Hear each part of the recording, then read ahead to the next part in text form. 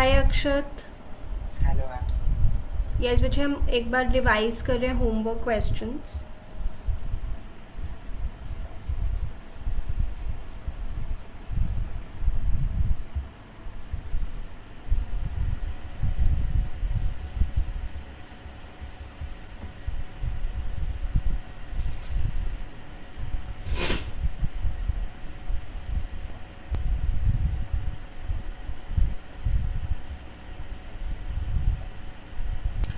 Okay, cash होता है asset, bank overdraft होती है लाइबिलिटी, रेंट पे करना होता है एक्सपेंस, आउटस्टैंडिंग रेंट ये मयंक को नहीं पता है बट हमने पढ़ा हुआ है, 4 भाई बहन होते हैं, ये होती है लाइबिलिटी। प्रीपेड एक्सपेंस एसेट होता है। बच्चे प्रोप्राइटर का मतलब होता है ओनर। प्रोप्राइटर का क्या मतलब होता है बताइए बच्चे।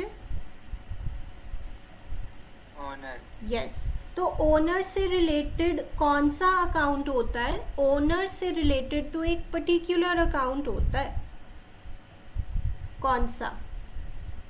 कैपिटल अकाउंट, क्योंकि ओनर कैपिटल लेके आता है। तो अगर प्रोप्राइटर का पूछे वो नेचर बताओ कि किस अकाउंट में जाना चाहिए, तो हम शो करेंगे कैपिटल अकाउंट। ओके, देन ये था एक क्वेश्चन होमवर्क में।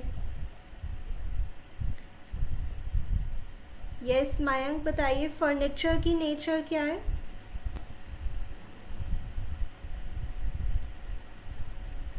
एसेट। Right, wages. अच्छा, वेजेस क्या होती है बच्चे? सुनेंगे, वेजेस सैलरीज जैसी ही होती हैं। हम मानते हैं कि जो लोग फैक्ट्री में काम कर रहे हैं उनको हम वेजेस देते हैं, और जो लोग ऑफिस में काम करते हैं उनको हम सैलरी देते हैं। अब ये पता नहीं है कि ये वेजेस हमने दी है ये हमें मिली है। आप क्या मानोगे?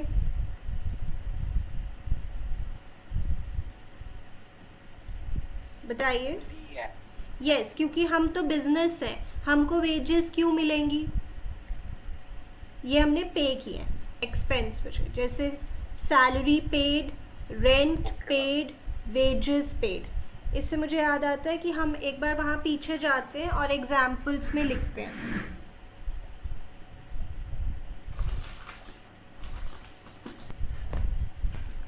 यहाँ पे हमने लिखा था ना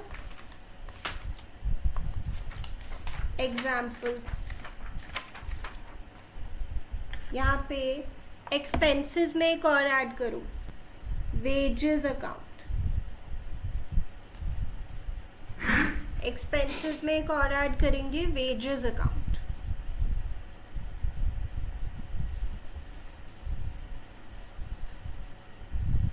ठीक है मयंक?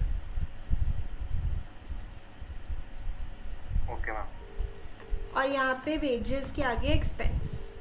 अक्षत, रेंट रिसीव्ड बताइए। Revenue. Right, good, it's an income. Bhavya, आप लेट हो गए मुझे आज। Hello ma'am. हाय नो, बच्चे। थोड़ा थोड़ा नेट एरर आ गया था, इसलिए ज्वाइन नहीं ओके कर ओके, पाया। मैं आपको कॉल ही कर रही थी अभी। यस ठीक मैम। है, ये हो गया रेवेन्यू। देन अक्षत, कैश बताइए बच्चे। एसेट्स। ठीक है, मयंक बच्चे नोट करते जाइए साथ साथ। Okay ma'am. प्रोप्राइटर मैंने अभी आपको बताया बच्चे कि प्रोप्राइटर ओनर होता है।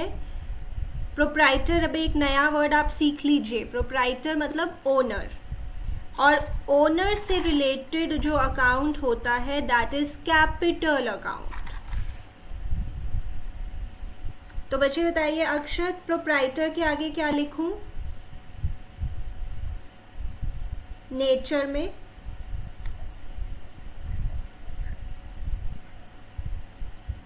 अक्षत? कैपिटल। हाँ जी। डेटर के आगे क्या लिखें? एसेट। Prepaid expense? वो भी एसिड. और आउटस्टैंडिंग सैलरी. लाइबिलिटी. गुड. अब देखते हैं इसमें उन्होंने क्या पूछा है, साइड कौन सी पूछी है. यहाँ पे तो उन्होंने डिक्रीज वाली साइड पूछी थी, तो वहीं से आपने देख लेना. अभी तो आपको याद मुझे नहीं लगता हुआ होगा, तो अभी तो आप देख के लिख देंगे. और इस क्वेश्चन में पूछी थी उन्होंने इंक्रीज की साइड, साइड ऑफ इंक्रीज. फटाफट लिख देते हैं. मैं ये शॉर्ट में लिख रही हूँ, जैसे डी आर, मतलब not doctor, this is debit.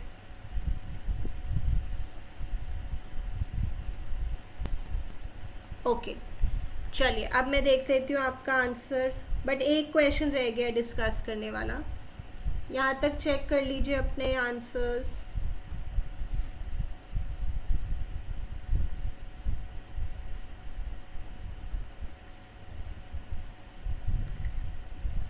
Yes Sanya and धृति, विषय आपका ठीक है सब कुछ अभी तक? Yes, ma'am. Yes, ma'am. Question 3 is right. हाँ, आपने उसमें इंक्रीज लिख दिया था दूसरे वाले में. ओके, अब जो एक वो क्वेश्चन था इक्वेशन वाला, उसमें कैश आ रहा है 40,700, स्टॉक आ रहा है 5,000, फर्नीचर आ रहा है 40,000, डेटर्स आ रहे हैं 65,000, क्रेडिटर्स आ रहे हैं 10,000 और कैपिटल आ रही है 1,40,700. Is that correct for you? Yes, ma'am. Yes, Okay. ma'am. Very good. Yes.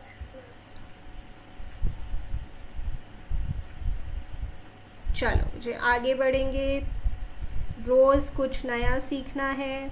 तो एक जो मुझे लगा कि शायद आपको डाउट इसमें रहा होगा, वो प्रोप्राइटर अकाउंट में हो सकता है रहा हो, तो मैंने वो अब आपको बता दिया है. प्रोप्राइटर का मतलब होता है ओनर, और ओनर से सबसे ज़्यादा क्लोजली जो रिलेटेड अकाउंट होता है that is capital. Is it clear विषय? Yes, ma'am. चलिए आगे बढ़ते हैं. हम कुछ टर्म्स का मतलब सीखते हैं. ओके विषय, हम मानते हैं आगे हम इस पे एक पूरा चैप्टर पढ़ेंगे कि हमारी एक फैक्ट्री होती है जहाँ पे हम सामान बनाते हैं. जैसे मेरा पेन बनाने का बिजनेस है, और फिर मैं उसको शोरूम में भेज देती हूँ, या शॉप में, जो भी है, शोरूम या शॉप या ऑफिस में भेज देती हूँ, और फिर वहाँ से वो सेल हो जाता है, कस्टमर को हम बेच देते हैं. राइट, ये कॉन्सेप्ट है मुझे. नाउ फैक्ट्री तक लाने के लिए, जैसे मुझे फैक्ट्री में रॉ मटेरियल चाहिए, तो मैं रॉ मटेरियल लेके आ रही हूँ. अब किस चीज़ पे लेके आ रही हूँ? मे बी मैं ट्रक के ऊपर लेके आ रही हूँ उसको, या किस चीज़ पे ला सकते हो मुझे रॉ मटेरियल अगर बहुत ज़्यादा है? ट्रक में आ सकता है, और किस में आ सकता है?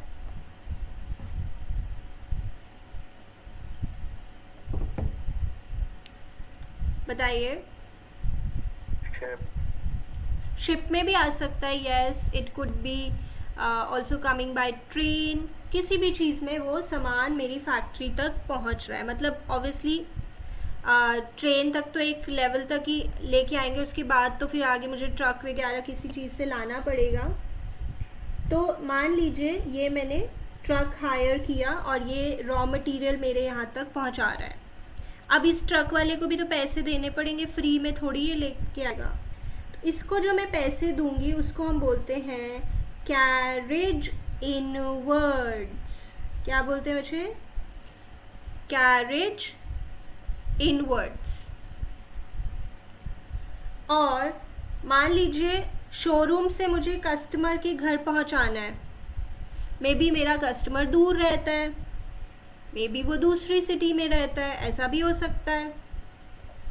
लेट्स से उसको भी मैंने ट्रक के थ्रू पहुंचवाया या फिर किसी भी चीज़ के थ्रू आपने पहुंचाया, तो उसको भी पैसे देने पड़ेंगे जिसके थ्रू ये सामान जाएगा कस्टमर के घर. It could be a rickshaw also, अगर इस तरह का सामान है जैसे फर्नीचर वगैरह रिक्शा पे रख के आप ट्रांसपोर्ट कर देते हैं थोड़ी दूरी तक, तो इसको जो पैसे देने हैं उसको हम बोलेंगे बच्चे कैरेज आउटवर्ड्स.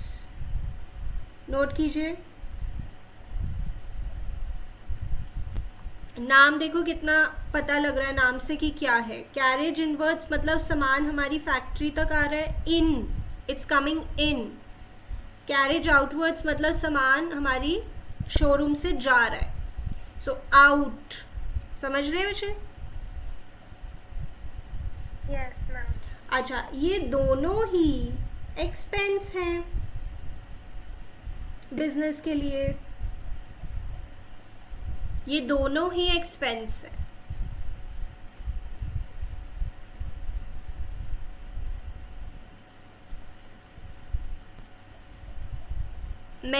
मैं बिजनेस हूँ, मैंने कुछ पेमेंट की है, एक बार सामान लाने के लिए और एक बार सामान आगे भिजवाने के लिए, पर दोनों ही एक्सपेंस है. ठीक है, यहाँ तक नोट कर लीजिए.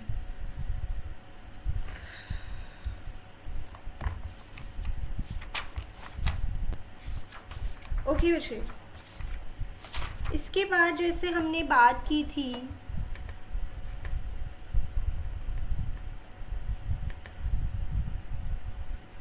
प्रेरिका बच्चे, आप बहुत ठीक टाइम पे आए हो क्योंकि अब हम बहुत इम्पॉर्टेंट टॉपिक शुरू करने वाले हैं. And since you asked me that you will join late, so I will not say anything to you. Okay. याद है विषय हमने बात की थी कि जो खाते होते हैं, अकाउंट्स होते हैं, वो कितने तरह के होते हैं. इसकी 2 अप्रोचेज हैं. कौन कौन सी अप्रोचेज हैं बच्चे? Modern and traditional. मॉडर्न और ट्रेडिशनल. हमने कौन सी करी है अभी? मॉडर्न. अब थोड़ा ट्रेडिशनल भी देख ले क्या कहती है, फिर हम मॉडर्न और ट्रेडिशनल से रिलेटेड और क्वेश्चंस करते जाएंगे. चलो, तो आज हम पढ़ रहे हैं विषय very very important traditional classification of accounts. Accounts मतलब खाते. मॉडर्न क्लासिफिकेशन कहती है कि खाते 5 तरह के होते हैं. एसेट से related, liabilities, capital, expense, revenue. अब देखते हैं ये अप्रोच क्या कहती है. अगेन बच्चे, 1-2 दिन आपको हैवी लगेगा ये समझ पाना, क्योंकि ये मैं कह रही हूँ बहुत ज़्यादा इम्पॉर्टेंट है. फिर 1-2 दिन के बाद you will be fine. Okay, तो ये अप्रोच कहती है बच्चे कि अकाउंट्स 2 तरह के होते हैं. सिर्फ 2 तरह के कह रही है ये.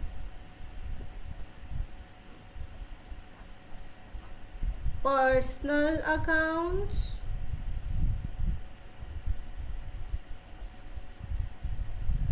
और इम्पर्सनल अकाउंट्स.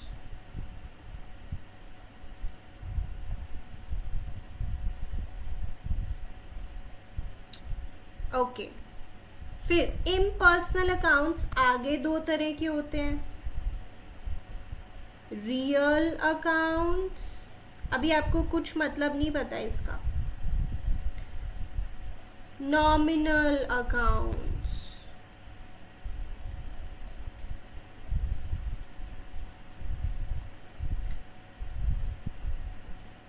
तो अकाउंट्स 2 तरह के होते हैं इस अप्रोच के अकॉर्डिंग. और पर्सनल अकाउंट्स आगे 3 तरह के होते हैं. ध्यान से लिखिएगा. Natural personal accounts,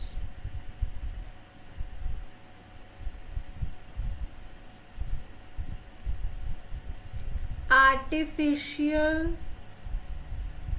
personal accounts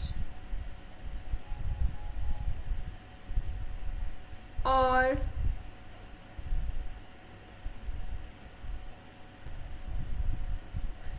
representative personal accounts.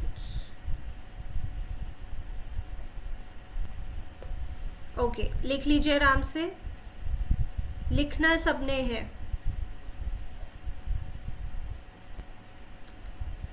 Personal accounts तीन तरह के होते हैं, natural personal accounts, artificial personal accounts, representative personal accounts.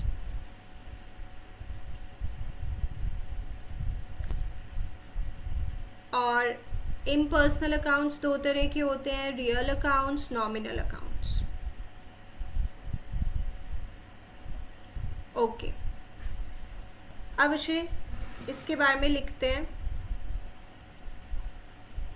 जो पर्सनल अकाउंट्स होते हैं वो किसी, ऑब्वियसली जैसे नाम से पता लग रहा है, किसी पर्सन से रिलेटेड होते होंगे। सॉरी, पर्सन से रिलेटेड मतलब जैसे इसमें जो पहली कैटेगरी है natural personal accounts,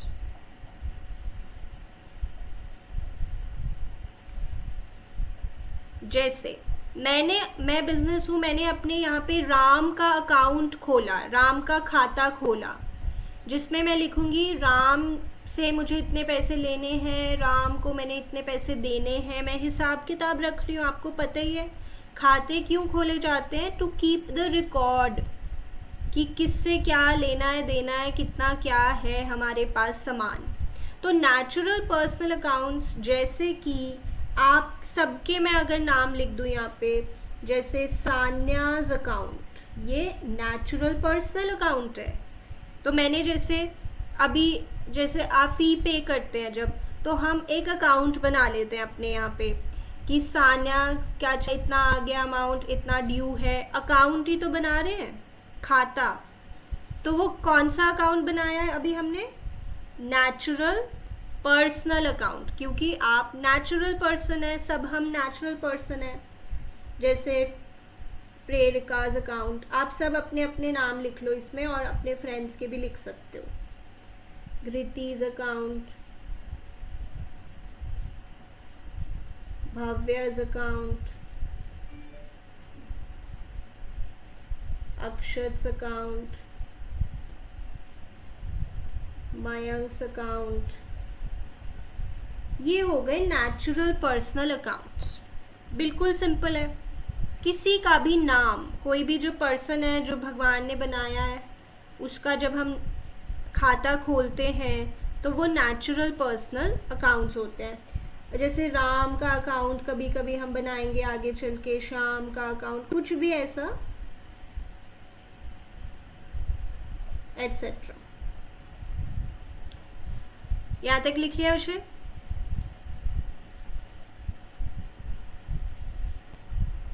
Yes, say something. Yes, ma'am. Yes. Yes, ma'am. इसी से मुझे एक बात याद आती है कि मुझे आपके नाम के मतलब तो पता ही नहीं है। Prerika, what is the meaning of your name बच्चे?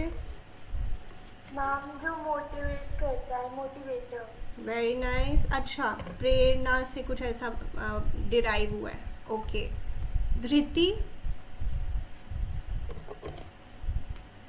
what is It means patience. patience? Okay, so you're very patient as a person. No, ma'am. Okay. Sanya, Ma'am, it means moment. moment, like a beautiful moment. Yes, ma'am. Okay, okay, that's nice. Bhavya, I don't know. okay. Google करना, try to know. Akshat, Also don't know. okay. Interview में आपसे पूछ सकते हैं, इसलिए you should know. Mayank, Ma'am, moon, I guess. okay, okay, that's right. अच्छा, आपको मेरे नाम का मतलब पता है? My name is very difficult वैसे। आप पढ़ते थे बचपन में, विद्वान का जो स्त्रीलिंग होता है वो होता है विदुषी। ये टेस्ट में ज़रूर आता था क्योंकि बच्चों को मुश्किल लगता था। याद आ रहा है अब कुछ? Yes, ma'am.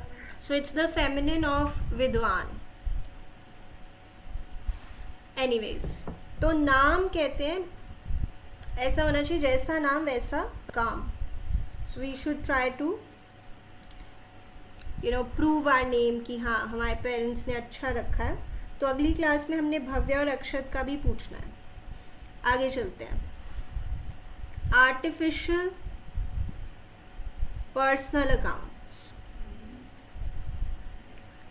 अवश्य ये भी कोई अकाउंट ही है, किसी पर्सन का ही है, बट आर्टिफिशियल पर्सन कौन होता है? आप कुछ याद करके बता सकते हो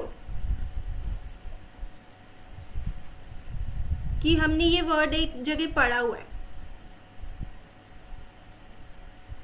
Business is artificial. या correct, business is an artificial person.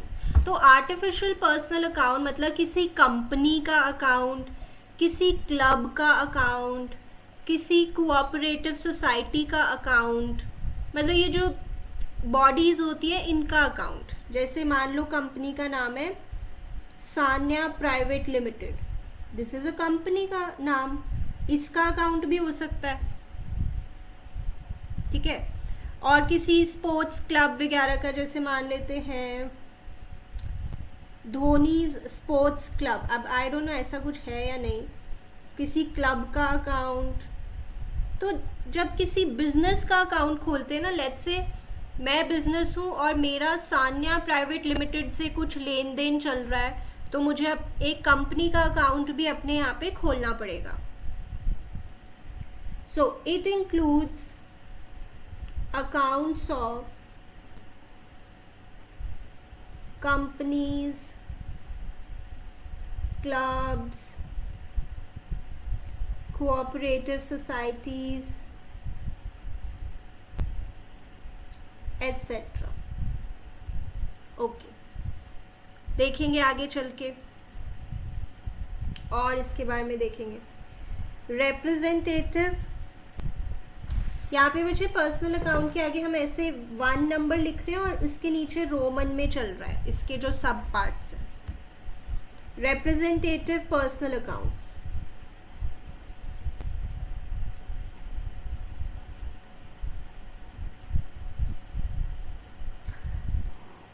ऐसे अकाउंट्स जो किसी पर्सन की तरफ इशारा करते हैं. क्या मतलब, अभी देखते हैं. Representative personal accounts. ऐसे अकाउंट्स जो किसी पर्सन को रिफ्लेक्ट करते हैं, किसी पर्सन को रिप्रेजेंट करते हैं. Example, outstanding rent account is a representative personal account as it represents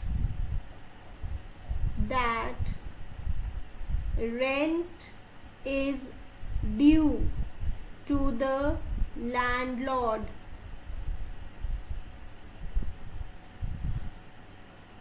मतलब आउटस्टैंडिंग रेंट अकाउंट बताता है कि हमें रेंट देना है उस पर्सन को,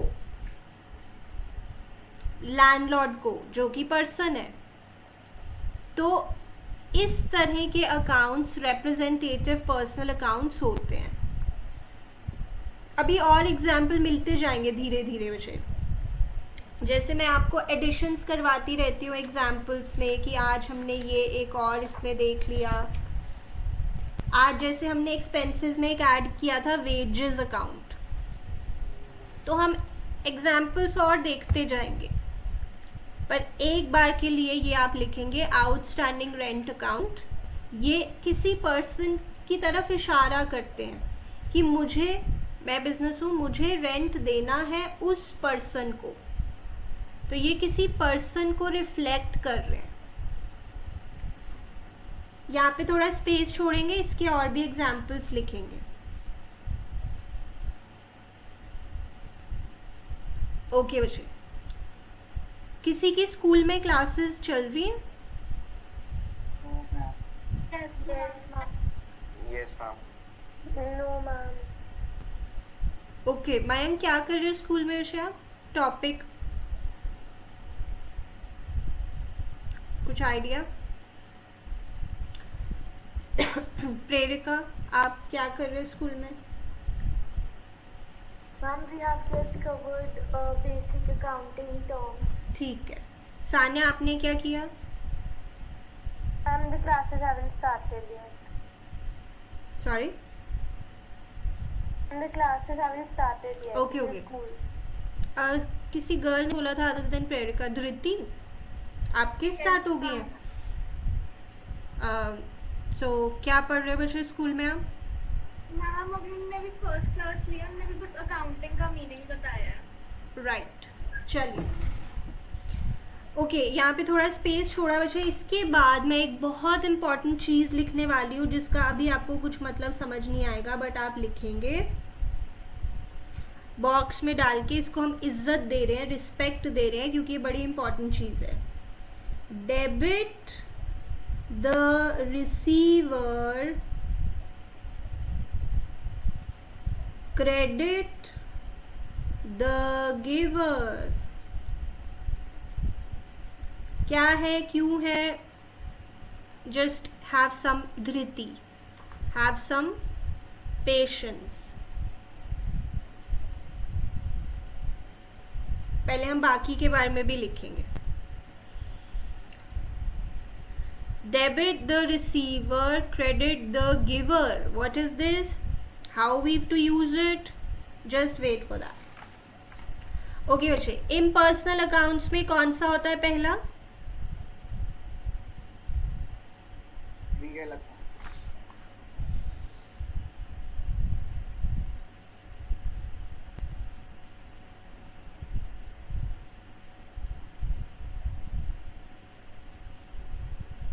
सो इसमें पहला आ गया रियल अकाउंट्स। अब रियल अकाउंट्स क्या होते हैं?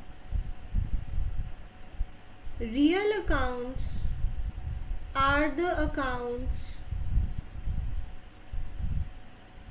Of all tangible and intangible assets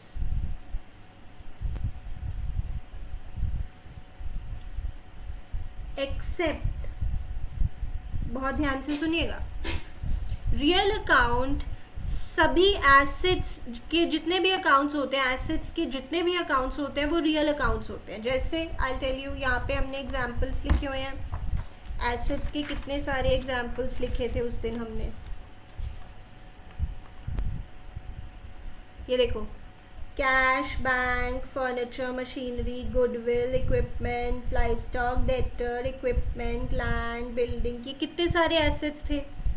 इन सभी को बच्चे हम अगर ट्रेडिशनल अप्रोच यूज करें तो क्या नाम देते हैं? बताइए।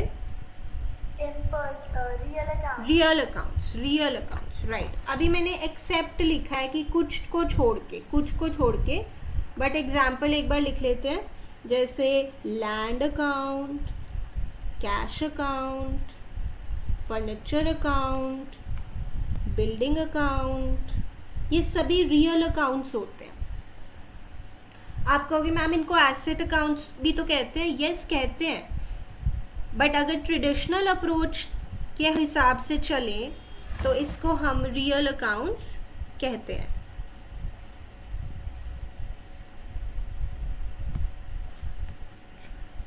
भव्य, आप आउट हो गए थे मीटिंग से?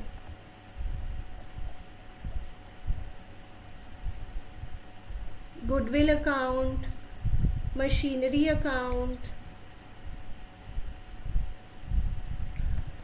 और बहुत सारे नाम आपको पता ही हैं। अब एक्सेप्ट पे आ जाते हैं कि सारे एसेट्स के अकाउंट रियल अकाउंट्स होते हैं, बट कुछ को छोड़ के। अब वो कुछ को छोड़ के कौन से? बच्चे, बैंक अकाउंट क्या होता है? Asset, liability, capital, revenue, expense. बताइए। एसेट होता है बैंक अकाउंट, कि मेरे बैंक में पैसे पड़े हैं, कैश एट बैंक एसेट होता है, तो उस हिसाब से वो रियल अकाउंट होना चाहिए। बट वो रियल अकाउंट नहीं होता, क्योंकि बैंक अकाउंट किसी ना किसी के नाम पे होता है। जैसे अक्षत का बैंक अकाउंट, जैसे किसी कंपनी का बैंक अकाउंट। तो बैंक अकाउंट इवन दो एक डैश है, बट वो डैश नहीं है फिर भी। क्या मतलब बना? Bank account, asset account but not an real account. Very good. Bank account एक एसेट का अकाउंट तो है, बट वो रियल अकाउंट नहीं है, क्योंकि बैंक अकाउंट किसी ना किसी पर्सन के नाम पे होता है। अक्षत का बैंक अकाउंट है, किसी कंपनी का बैंक अकाउंट है। बहुत ध्यान से सुनिएगा, हमने पहले लिखा है कि रियल अकाउंट्स सभी एसेट्स के अकाउंट्स होते हैं, पर कुछ को छोड़कर। और वो कुछ हम कौन से छोड़ रहे हैं? जैसे अभी मैंने बोला बैंक अकाउंट। भव्य बताएंगे बैंक अकाउंट एक एसेट तो है, फिर भी रियल क्यों नहीं है? क्योंकि वो किसी के नाम पे है। यस, वो किसी के नाम पे होता है। Actually bank account personal account होता है। अभी हम और सीखेंगे, वहाँ पे लिख लेंगे। अभी यहाँ पे यहीं पे फोकस करो। देन डेटर, डेटर क्या होता है? एक नेचर क्या है? Asset, liability, capital, revenue, expense.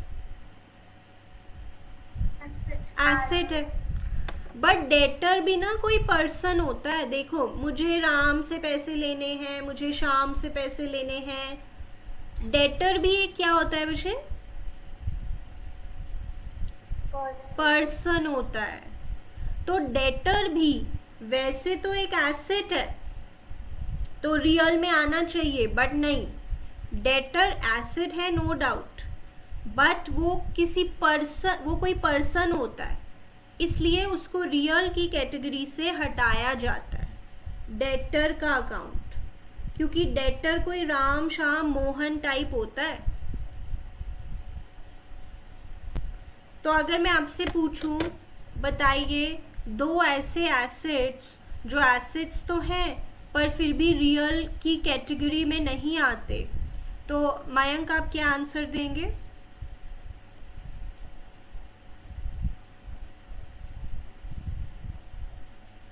Ma'am bank accounts and debtor. Right, and the reason is very simple, वही कि बैंक अकाउंट किसी ना किसी के नाम पे होता है, किसी पर्सन के नाम पे होता है। अब वो पर्सन नेचुरल भी हो सकता है, आर्टिफिशियल भी हो सकता है। और जो डेटर है वो भी कोई ना कोई पर्सन ही होता है, कोई राम श्याम मोहन टाइप ही होता है, जिससे हमें पैसे लेने होते हैं। थोड़ा सा स्पेस यहाँ पे छोड़ के एटसेट्रा, एटसेट्रा। ओके, अब इसका वो बॉक्स में लिखेंगे रूल जो है, जो अभी आपको समझ नहीं आएगा, बट हम उसको लिखेंगे। इन रूल्स को हम कल अप्लाई करना सीखेंगे। रूल है debit what comes in, credit what goes out.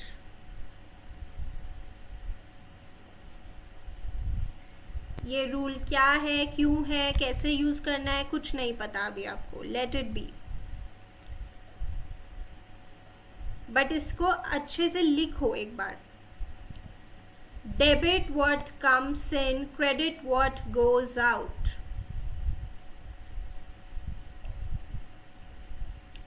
So अभी तक हमने बात की है कि जो रियल अकाउंट्स होते हैं वो सभी एसेट्स के अकाउंट्स को हम रियल अकाउंट्स बोलते हैं ट्रेडिशनल अप्रोच के अकॉर्डिंग। बट कुछ एसेट्स होने के बावजूद भी रियल अकाउंट की कैटेगरी में नहीं आते, जैसे बैंक अकाउंट, डेटर का अकाउंट। बैंक अकाउंट किसी ना किसी पर्सन के नाम पे होता है, इसलिए वो पर्सनल की कैटेगरी में जाता है।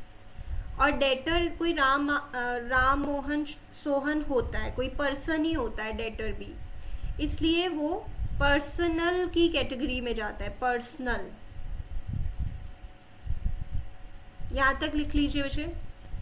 भव्य बच्चे आप लीव कर गए थे meeting somehow, I think there is some problem with your internet. Yes ma'am, वो जूम बार बार ऐसा लिखा है जूम इज नॉट रिस्पॉन्डिंग, तो वो बार बार वो अपने आप ही लीव हो रहा था। ओके ओके, अभी ऐसा हो तो बताना, और अगर कुछ मिस हो गया तो बताओ। नहीं मैम, वो सुन लिया।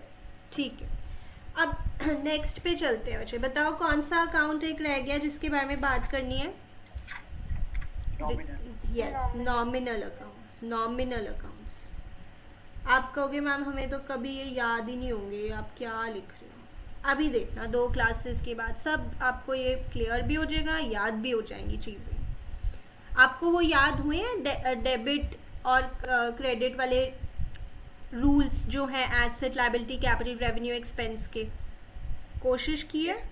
इतना मुश्किल नहीं है। मैंने जैसे बोलता है एक लर्न कर लो कि डेबिट एसेट में बढ़ना, इंक्रीज डेबिट होता है, बाकी आप अपने आप बना सकते हो। तो नॉमिनल अकाउंट बच्चे किससे डील करता है? ये डील करता है एक्सपेंसेस से, लॉसेस से, रेवेन्यूज से मतलब इनकम्स, देन गेन्स से, प्रॉफिट्स से। ऐसे खाते, ऐसे अकाउंट जो एक्सपेंसेस, लॉसेस, रेवेन्यू, प्रॉफिट से रिलेटेड होते हैं वो नॉमिनल अकाउंट होते हैं। सिंपल सा एग्जांपल देती हूँ,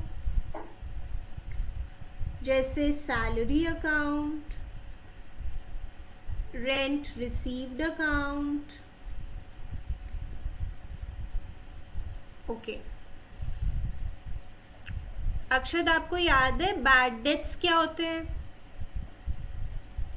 यस मैम। क्या होते हैं बच्चे? जैसे किसी से पैसे लेने हैं पर वो ऐसी उम्मीद है कि वो देगा नहीं। कुछ भी कारण की वजह से हमें ऐसा हो गया है, पक्का हो गया है हमें कि वो पैसे नहीं देगा, तो उसको हम बैड डेट्स बोलते हैं। वो हमारा एक क्या होता है, एक तरह का लॉस होता है, तो वो भी नॉमिनल अकाउंट्स की कैटेगरी में आता है। Bad debts account, bad debts account. Okay, Prerika बच्चे डू यू रिमेम्बर डेप्रीसिएशन क्या होता है?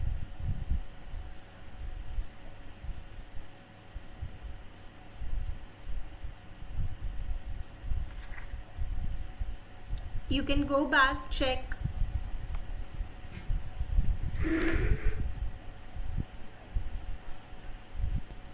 Ma'am, type of loss. या वैसे इसका मीनिंग क्या होता है वैसे?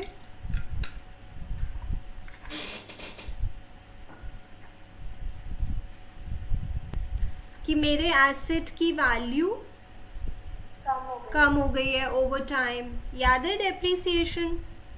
Yes, ma'am.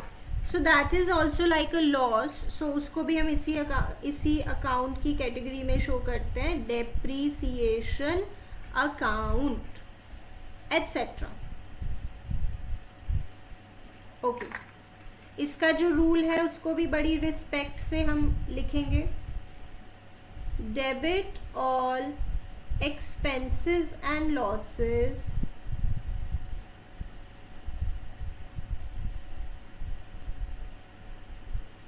credit all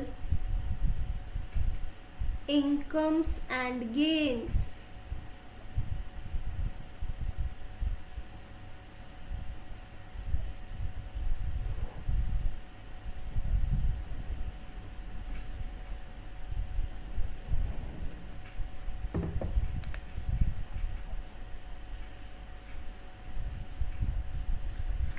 okay again just wait for the fact कि ये क्या है, ये क्यों है, लिख लो एक बार। तो बच्चे जो ये हमने बॉक्स में लिखे हैं ना, इनको हम 3 गोल्डन रूल्स ऑफ अकाउंटिंग भी बोलते हैं। क्या बोलते हैं? यस, मतलब पूरा अकाउंट्स देखा जाए तो इन रूल्स पे निर्भर करता है, इन रूल्स पे बेस्ड है. Now that is a very big thing. तो इसलिए मैंने इस टॉपिक के ऊपर भी लिखा वेरी इंपॉर्टेंट. इसको हमने, इसकी एप्लीकेशन बहुत अच्छे से समझनी है, बट ऑफ कोर्स धीरे धीरे. पहले यहाँ तक लिख लो.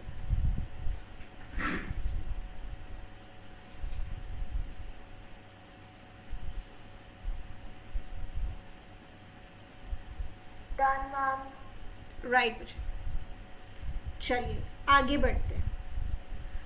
इसके बारे में हम थोड़ी, ऑब्वियसली थोड़ी नहीं, बहुत सारी और बातें करेंगे. ये जो आपने बॉक्स में लिखे हैं ये आपके 3 गोल्डन रूल्स ऑफ अकाउंटिंग है. अगर मैं एक बार आपको रिवाइज करवाऊं, पर्सनल का हमने रूल लिखा है debit the receiver credit the giver. Real का हमने रूल लिखा है debit what comes in credit what goes out. और नॉमिनल का हमने रूल लिखा है debit all expenses and losses credit all incomes and gains. Right, अब देखते हैं आगे. ना मुझे अकाउंट्स में जो अकाउंटिंग आप सब्जेक्ट कर रहे हो उसमें हमें करना क्या होता है. मतलब इसकी जो मैंने अभी तक कोई डेफिनेशन भी नहीं आपको बताई है, बिकॉज मैं आपको थियोरी में नहीं घुसाना चाहती हूँ. मैं बिल्कुल लॉजिक और रियल बात करना चाहती हूँ. थियोरी में भी घुसना पड़ेगा अगर उससे रिलेटेड भी क्वेश्चंस जब हम करेंगे, बट हम प्रैक्टिकल बातें कर रहे हैं. अकाउंटिंग में बच्चे हम कुछ स्टेप्स होते हैं. There are some steps that we have to follow. And steps का मतलब है कि ये सीक्वेंस में है, ये ऑर्डर में है. स्टेप्स क्या होते हैं? सबसे पहला स्टेप होता है रिकॉर्डिंग ऑफ ट्रांजैक्शंस.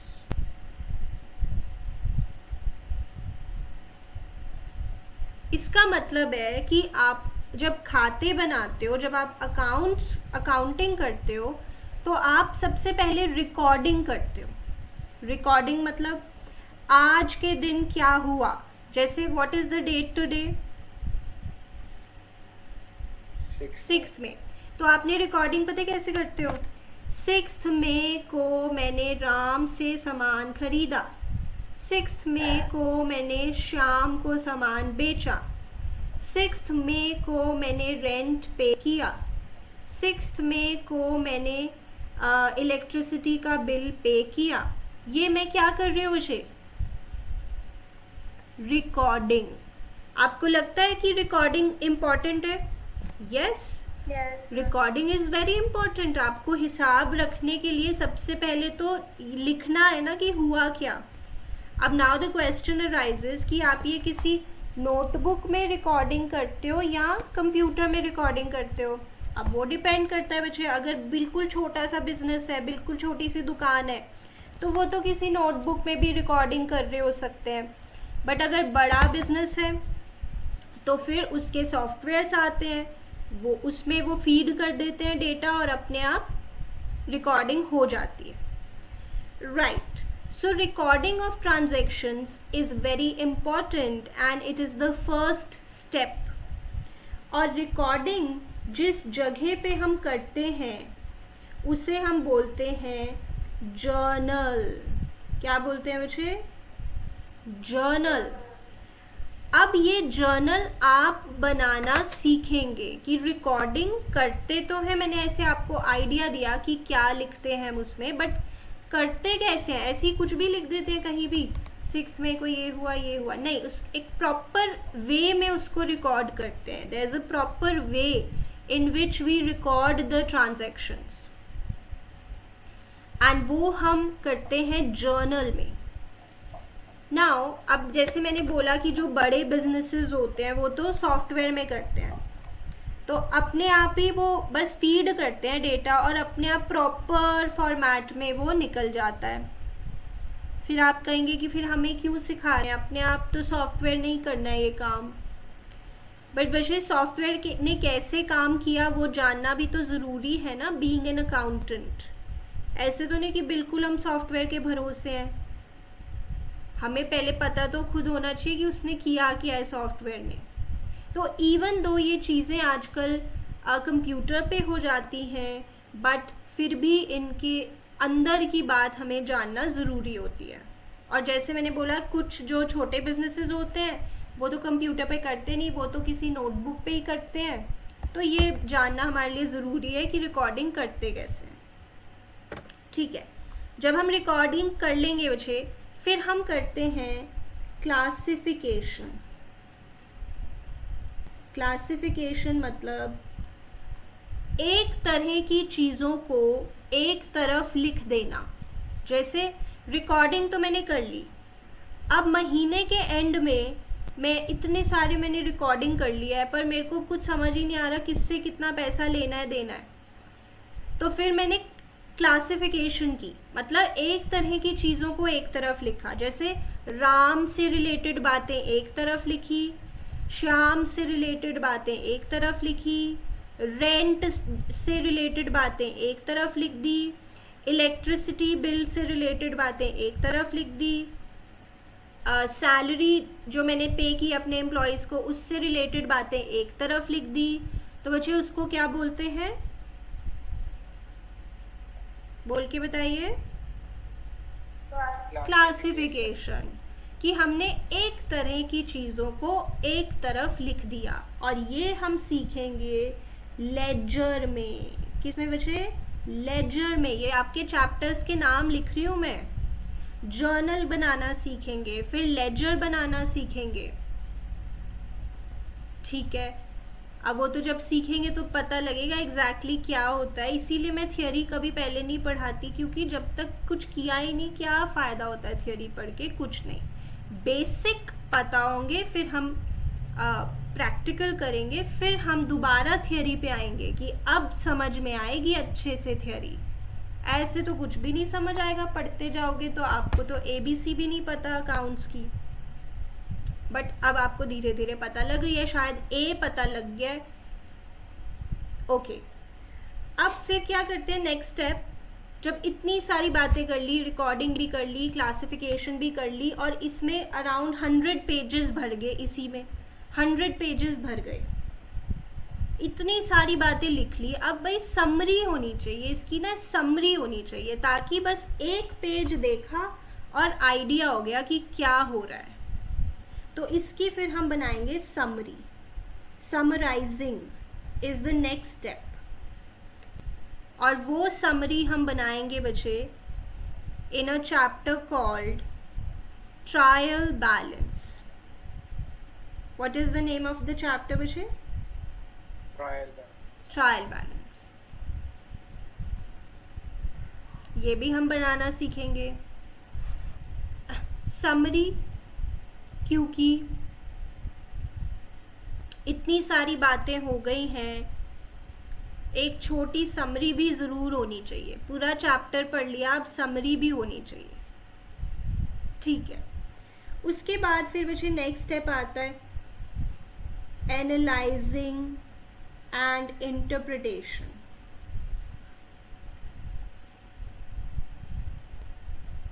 अब इतने सारे अकाउंट्स बना लिए, अब उसको एनालाइज करना कि हम अच्छी कंपनी साबित हो रहे हैं या बुरी कंपनी है, हमारे प्रॉफिट्स कितने हो रहे हैं, कम हो रहे हैं, ज़्यादा हो रहे हैं, पिछले साल कितना प्रॉफिट था, इस साल कितना प्रॉफिट है, हम सैलरी कहीं बहुत ज़्यादा तो नहीं दे रहे, हमारा प्रोडक्ट की सेल ठीक ठाक हो रही है ना, कुछ टैक्सेस वगैरह ठीक से पे किए। ये क्या हो रहा है? Analysing and interpretation. समझ रहे हो बच्चे? सब हमने अकाउंट्स वगैरह बना लिए, बट उनको पढ़ना है, उनको समझना है, उससे कुछ रिजल्ट निकालना है। सो अब हम चार्टर्ड अकाउंटेंट्स हैं सारे, तो हम पढ़ रहे हैं अच्छा ये जो हमने बनाए हैं अकाउंट्स, अब थोड़ा इसका इंटरप्रिटेशन करें, हमारी परफॉर्मेंस ठीक है क्या, हमारे प्रॉफिट्स कम तो नहीं है, हमारा सेलिंग प्राइस कहीं कम या ज़्यादा तो नहीं है। ये हम एनालाइज कर रहे हैं, इंटरप्रेट कर रहे हैं। और मैं आपको बता दूं कि ये हम 11th क्लास में नहीं करते, ये बस आपको याद रखना है कि स्टेप होता है, बट एज सच हम एनालिसिस और इंटरप्रिटेशन करते ही नहीं 11th में, 12th में करते हैं। और लास्ट होता है वैसे कम्युनिकेटिंग द रिजल्ट्स।